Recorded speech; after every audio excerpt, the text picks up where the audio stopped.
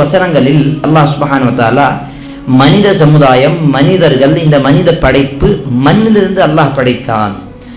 இன்னும் தெளிவாக பார்க்க போனால் அல்லாஹ் தன்னுடைய கைகளால் அந்த படைப்பை, அந்த மனிதனை படைத்தான் என்று வசனம் வருகிறது சூரத்துல் பக்ராவில். அப்போ இந்த ஷைத்தான் இரண்டாவது படைப்பு அந்த ஜின் என்றால் நெருப்பிலிருந்து படைக்கப்பட்ட ஒரு படைப்பு. அதிலிருந்து தான் ஷைத்தான் என்று சொல்கிறார்கள். ஷைத்தான் யார்?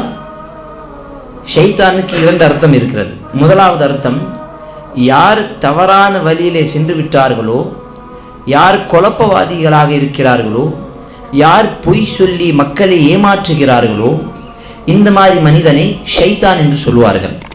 அது மனிதனாக இருக்கட்டும் அல்லது நெருப்பால் படைக்கப்பட்ட ஜின்களாக இருக்கட்டும். 7வது அத்தியாயத்தில் அல்லாஹ் கூறுகின்றான், وَكَذَلِكَ وَحَيْنَا إِلَيْكَ شَيَاطِينًا مِنَ الْإِنسِ وَالْجِنِّ. ஷைத்தான்கள் மனிதர்களிலும் ஜின்களிலும் இருக்கிறார்கள் என்று அல்லாஹ் கூறுகின்றான். அவர்கள் அல்லாஹுடைய பாதையிலிருந்து தவறான வழியில் செல்வதற்காக நிறைய தடைகளை அவர்கள் உருவாக்குகிறார்கள். தவறான வழியில் போகணும் என்பதற்காக இந்த மனிதர்களும் இந்த ஜின்களும், இவர்களில் யார் தவறானவர்களாக இருக்கிறார்களோ அவர்களை தான் அல்லாஹ் ஷைத்தான் என்று கூறுகின்றான். முதலாவது அர்த்தம். இரண்டாவது அர்த்தம், அல்லாஹ் சுப்ஹானஹு வ தஆலா முதல்ல ஆதம் அலைஹிஸ்ஸலாமை படைத்துவிட்டு மலக்குமார்கள் எல்லாம் சஜ்தா செய்யுங்கள், அவர்களுக்கு பணிவிடை செய்வதற்காக தலையை குனிந்து நீங்கள் அவர்களுக்கு மரியாதை செலுத்துங்கள் என்று சொல்லும் பொழுது, அந்த மலக்குமார்களுடைய கூட்டத்தில் ஒரு நெருப்பால் படைக்கப்பட்ட மலக்குகள் எல்லாம் வெளிச்சத்தால், பிரகாசத்தால், ஒளியால் படைக்கப்பட்ட ஒரு படைப்புகள். அல்லாஹ்வுடைய ஒவ்வொரு பேச்சையும் கேட்டுக்கொண்டு அல்லாஹுக்கு மாறு செய்யாத படைப்புகள். அந்த படைப்புகள் ஆதம் அலைஹிஸ்ஸலாம் முதல் மனிதனை பார்த்து அல்லாஹ் சொன்ன கட்டளையின்படி அவர்கள் சஜ்தா செய்து விட்டார்கள். ஆனால் அதே மலக்குகளுடைய சபையில் இருக்கக்கூடிய அந்த மலக்குகளுடைய அந்த வானவர்களுடைய தலைவராக இருக்கக்கூடிய அந்த இப்லீஸ் சொல்லக்கூடிய ஜின், அதுக்கும் ஆதாரம் இருக்கிறது. சூரத்துல் கஹஃப் 18வது அத்தியாயத்தில் அல்லாஹ் கூறுகின்றான், கான மினல் ஜின். ஷைத்தான் என்பவன், இப்லீஸ் என்பவன், அவன் ஜின்களில் உள்ளவன். ஜின் யார்? நெருப்பிலிருந்து படைக்கப்பட்டவர்கள். ஃபஃபஸக அன் அம்ரி ரப்பிஹி. அவன் தன்னுடைய ரப்புடைய பேச்சை மீறி விட்டான், தனக்கு ரப்புக்கு சொல்லை மாறு செய்து விட்டான் என்று அல்லாஹ் சுப்ஹானஹு வ தஆலா கூறுகின்றான். அப்போ ஜின் என்று சொன்னால், ஷைத்தான் என்று சொன்னால் மனிதர்களுக்கு எதிராக இருக்கக்கூடிய நெருப்பிலிருந்து படைக்கப்பட்ட ஒரு படைப்பு, அல்லாஹ்வுடைய ஒரு மஹ்லூக். அந்த படைப்பில் முதலாக ஒரு தலைவராக, அதிகமாக இபாதத்துள்ள, அதிகமாக வணக்க வழிபாடுள்ள ஒரு ஜின்னாக இருந்தவர் தான் இப்லீஸ், ஒரு தலைமையாக இருந்தவன். அவன்தான் அந்த மலக்குமார்களுடைய தலைவராக இருந்தான். எந்த அளவு என்று சொன்னால், தஃப்சீர் இப்னு கசீர், இமாம் இப்னு கசீர் ரஹ்மத்துல்லாஹி அவர்கள் தன்னுடைய புத்தகத்தில் எழுதுகிறார்கள், இந்த உலகத்தில் அந்த இப்லீஸ் சொல்லக்கூடிய அந்த ஒரு தலைவன் இந்த உலகத்தில் எந்த இடத்திலும் சஜ்தா செய்யாமல் இல்லை. அந்த அளவுக்கு அல்லாஹுக்கு இபாதத்து செய்வான், அந்த அளவுக்கு அல்லாஹ்வை வணங்கி கொண்டிருப்பான்.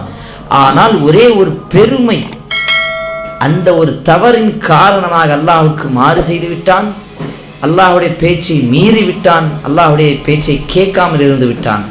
அதற்காக தான் அவனை ஷைத்தான் என்று சொல்வார்கள்.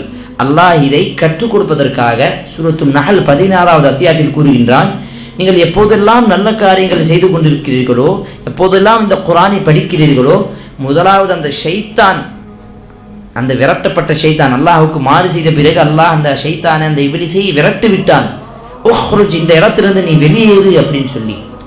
அப்போ அல்லாஹ் சொல்லுகின்றான், எப்போதெல்லாம் நீங்கள் இந்த குர்ஆனை படிப்பீர்களோ, ஃபஸ்தஈத் பில்லாஹி மினஷ் ஷைத்தானிர் ரஜீம். இந்த குர்ஆனை ஓதுவதற்கு முன்னால் அவசியமாக நீங்கள் விரட்டப்பட்ட அந்த குழப்பவாதி ஷைத்தானுடைய தீங்குகளிலிருந்து அல்லாஹ்விடம் பாதுகாப்பு கேட்க வேண்டும் என்று அல்லாஹ் அந்த இடத்தில் கட்டளையிடுகின்றான். அப்போ ஷைத்தான் என்பவன் நெருப்பால் படைக்கப்பட்டவன். அதுக்கு ஆதாரம் என்ன? அதுவும் ஆதம் அலைஹிஸ்ஸலாம் முதல் மனிதனுடைய படைப்பு சம்பந்தமாக வரக்கூடிய வசனங்களில் 15வது அத்தியாயத்திலும் 7வது அத்தியாயத்திலும் அல்லாஹ் தெளிவாக சொல்லுகின்றான். قال أنا خير منه. அந்த ஆதம் அலைஹிஸ்ஸலாம் முதல் மனிதனுக்கு சஜ்தா செய்யாமல் இருப்பதன் காரணம் என்ன? خلقته من طين وخلقته من نار. என்னை நீ நெருப்பால் படைத்தாய், அந்த மனிதனை மண்ணால் படைத்தாய். இப்போ நெருப்பு மேலே போகுமா, மண்ணு மேலே போகுமா அப்படின்னு அந்த உயர்ந்த அந்த ஒரு அந்தஸ்து யாரிடம் இருக்கிறது என்று சொல்லி அவன் பெருமை அடித்து அல்லாஹுடைய பேச்சை மீறி விட்டான். அல்லாஹுடைய அந்த சொல்லை அவன் மாறு செய்து விட்டான். அதனால்தான் அவனை ஷைத்தானிர் ரஜீம் என்று அல்லாஹ் சுப்ஹானஹு வ தஆலா குறிப்பிடுகின்றான். இந்த ஷைத்தான் என்ன செய்ய முடியும், அவனுக்கு என்ன சக்தி இருக்கிறது, அதை பற்றி குர்ஆன் மட்டும் இல்லாமல் அல்லாஹ்வுடைய தூதர் நபிகள் நாயகம் ஸல்லல்லாஹு அலைஹி வஸல்லம் ஹதீஸில் நாங்கள் சுருக்கமாக ஒரு சில விஷயங்களை பார்க்கலாம். ஷைத்தானுக்கு நிறைய சக்திகள் உண்டு. அவனுடைய உடம்பில் எந்த அளவுக்கு ஆழமாக வருவான் என்று சொன்னால் அல்லாஹ்வுடைய தூதர் திர்மிதியில் வரக்கூடிய ஒரு ஹதீஸில் சொல்லுகிறார்கள், இன்ன ஷைத்தான் யஜ்ரி மஜ்ரா மினத்தம்.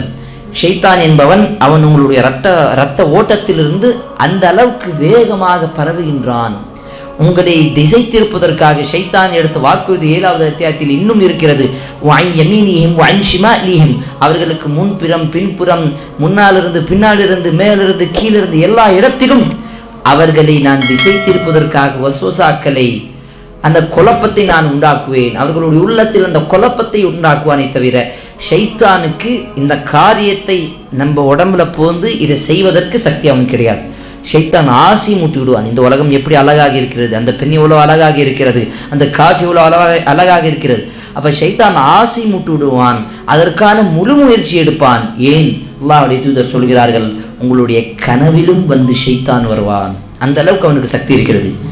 அப்போ ஷைத்தான் என்பவன் கனவிலும் வருவான், உடம்பிலும் வருவான், உள்ளத்தில் உங்களுடைய சிந்தனையிலும் வருவான். அப்படிப்பட்ட ஷைத்தான் தான் அவன். இது மட்டும் இல்லாமல் மலக்குமார்களுடைய பேச்சை கேட்பதற்கு அவன் வானத்திலும் போவான்.